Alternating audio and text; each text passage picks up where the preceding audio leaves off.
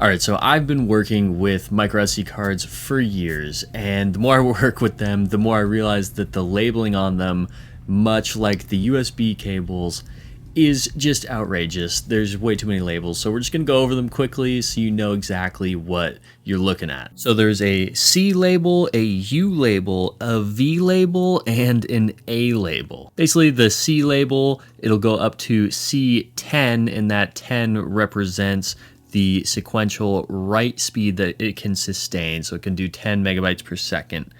The U speed, it'll either be U1 or U3. The U1 will be 10 megabytes per second, and the U3 will be 30 megabytes per second. And the V speed is for video, and the V30, V60, V90 would be for 30 megabytes per second, 60 megabytes per second, and 90 megabytes per second. So those are all sequential write minimum speeds for the card.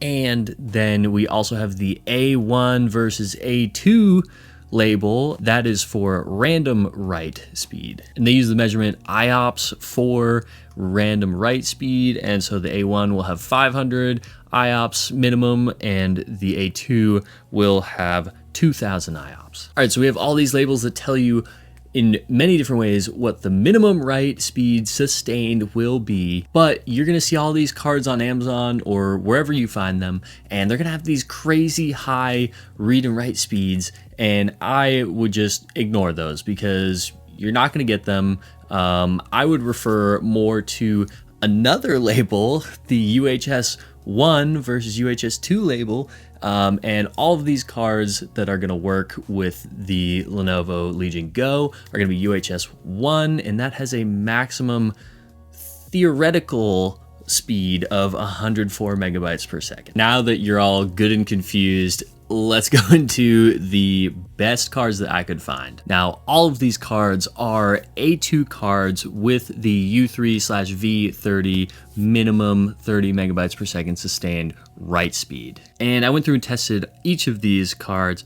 Performance-wise, they basically all performed very similar. Looking at the disk tests, the sequential read and write speeds were basically the same for all of these cards. The only card that stood out was the Samsung, which had roughly double the random read and write speeds of all the other cards, which is good because it was by far the most expensive. I remember reading online somewhere that having a higher random read and write speed would actually improve your loading times in games, and it actually made no impact whatsoever.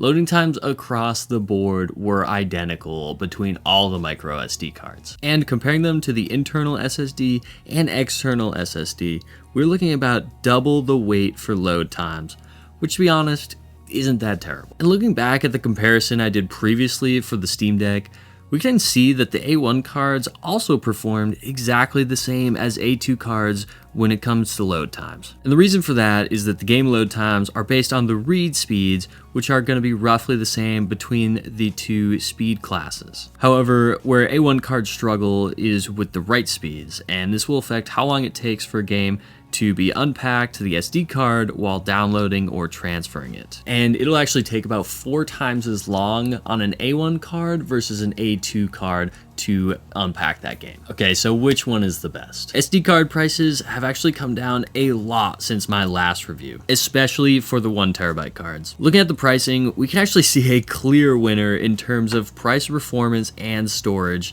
and that is the Lexar. At the time of this video, you can get a 1 terabyte card for $73.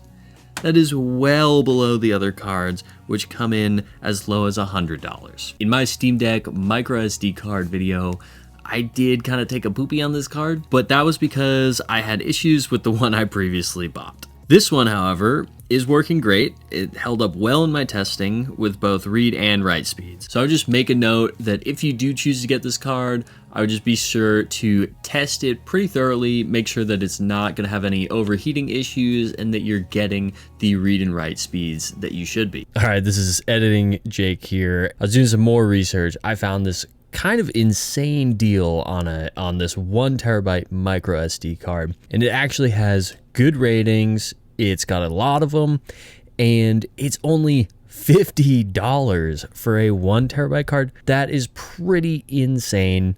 If anything is wrong with it, it's returnable until January 31st. That's great. And yeah, just looking at the reviews, they are mostly positive. It sounds like that it will be a little bit slower than the name brand cards that I was showing earlier.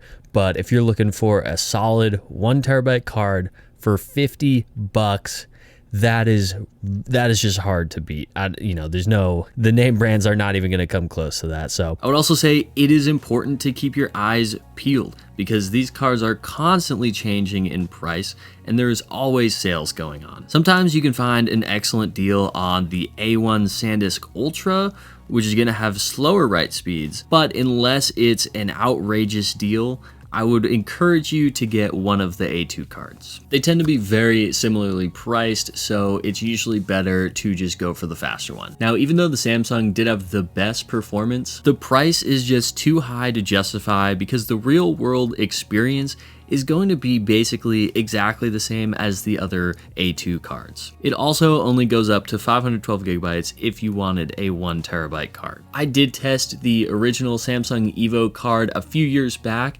and it did have great performance for a good price, and that would also be a good option. And I will just say that it is a great time to buy micro SD cards. These prices have come down a lot since we last took a look at them. It is crazy to me that we can have storage the size of our fingernail that can hold a terabyte. There was even a 1.5 terabyte micro SD card that was just released. So if you are looking for the most storage ever in a micro SD card, the Sandisk Ultra A1 would actually go up to 1.5 terabytes. And also, you will be able to play AAA games on these A2 cards. I did test a couple bigger games.